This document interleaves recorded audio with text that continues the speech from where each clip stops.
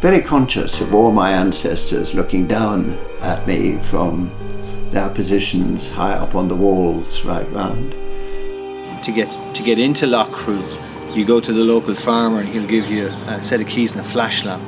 You open up a big metal door and you can travel down this corridor with stone carvings 5,000 years old. A figure like Daniel O'Connell, Ireland's liberator, was the godfather of Edmund Smithwick, who's the great-grandson of the original John Smithwick who set up the brewery. I think that's amazing to think that he was actually making speeches out of the windows of our very visitor centre. You know, something amazing about that. And then you go over, it's a beautiful lake, dark lake with a beach around it. But the beach wasn't always there. Guinness imported that sand. And the reason being is when people are going by, they see a giant pint of Guinness, be it the drink is the lake and the beach is the head of the pint. The great telescope, or monster, sometimes even His Lordship's monster as it's known locally here. And he was so exasperated with her persistence that he said, throw down your cloak on the ground and I'll give you as much as your cloak will cover.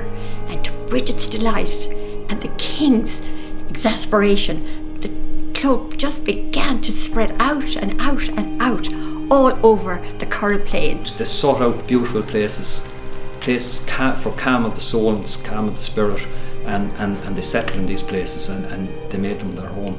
I think the festival time is it's a special time, and when you combine that with the unique magic of these ancient spaces, then that's a festival that people will get on a plane and travel and want to spend some magical days at. If you're lucky enough to get there very early in the morning at sunrise, when there's absolutely nobody around, it's a special place, and it would be, I think you'd experience the same feelings as St. Kevin did in the 6th century when he first arrived there. And there's a moment when the lights go off and you're left in the darkness that is unbelievable, because you know that you're standing in the dark in the same space as they were standing 5,000 years ago. They can go in, they can experience what life was like for these people, they can step back in time. In there, you're actually part of history. You're not just experiencing it through a television screen or through some computer game. This is the real thing. I always say to the guests, yes, follow these directions, but if you take a wrong turn, you're going to see something that you weren't expecting to see. It's going to be beautiful one way or the other. From Newgrange and Brunabwinia all the way down to Waterford, the Viking Triangle, and of course Ireland's medieval mile in Kilkenny. There's just such a diverse number of things to see and do, and I think this is the perfect way to combine them all together.